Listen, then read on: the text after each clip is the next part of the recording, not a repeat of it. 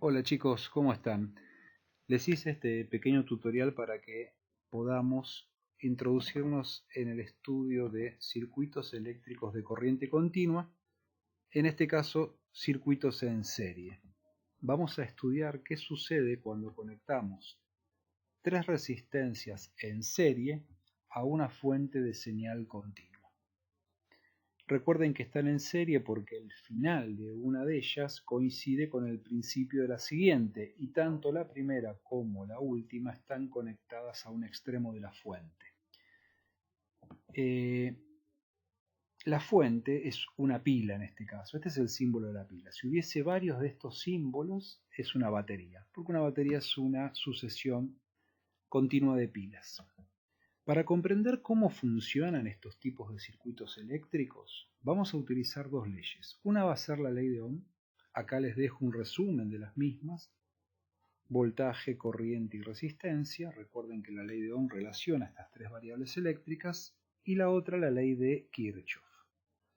Una de ellas, que es la segunda ley. Ahora vamos a ver de qué se trata esto.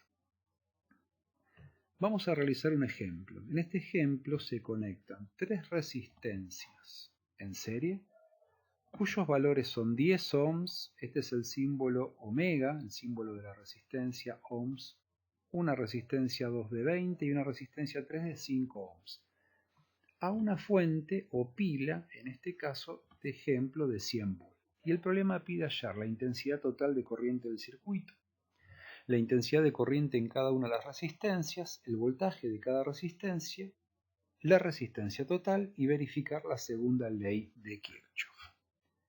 Para empezar a resolver el problema lo que conviene hacer es calcular la resistencia total del circuito. Y esto es lo primero que tenemos que recordar. En un circuito en serie, la suma de cada una de las resistencias que componen el circuito equivale a la resistencia total. Esa resistencia total que ustedes ven acá es una resistencia que equivale en este caso a las tres resistencias conectadas en serie. Produce el mismo efecto en el circuito. Entonces, esta resistencia es de 35 ohms que viene de la suma de las tres resistencias que componen el circuito. A continuación, vamos a calcular la intensidad de corriente eléctrica que circula por este circuito. Es importante recordar que la intensidad de corriente eléctrica es la misma en todas y cada una de las resistencias que componen el circuito. Es una característica de los circuitos en serie. ¿Cómo calculamos esa corriente? Con ley de Ohm. Si tenemos el voltaje total y la resistencia total, podemos hallar a través de la ley de Ohm la corriente total. En este caso la corriente es 2,86 A. Esta es la corriente que va a recorrer todas y cada una de las resistencias del circuito. A continuación, vamos a calcular el voltaje parcial de cada resistencia, con ley de Ohm también. Recuerden que el voltaje por ley de Ohm es corriente multiplicado por resistencia.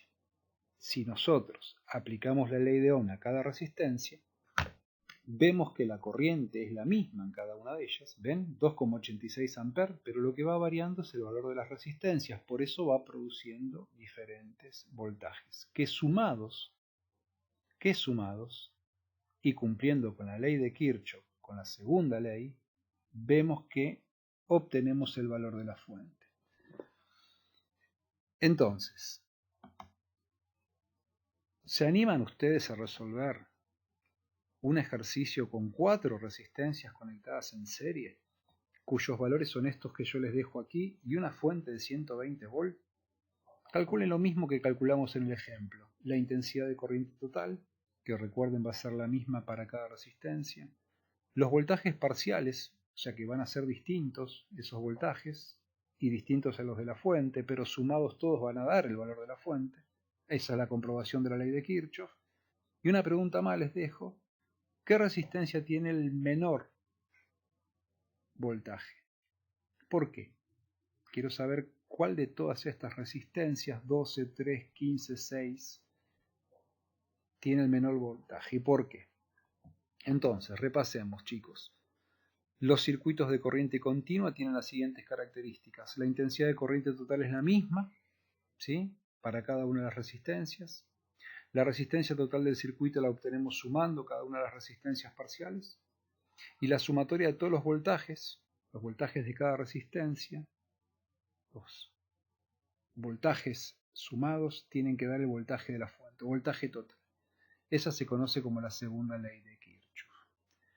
Bueno, este es el primer video. Les voy a compartir otros en los sucesivos días explicando algunas otras cuestiones. Muchas gracias.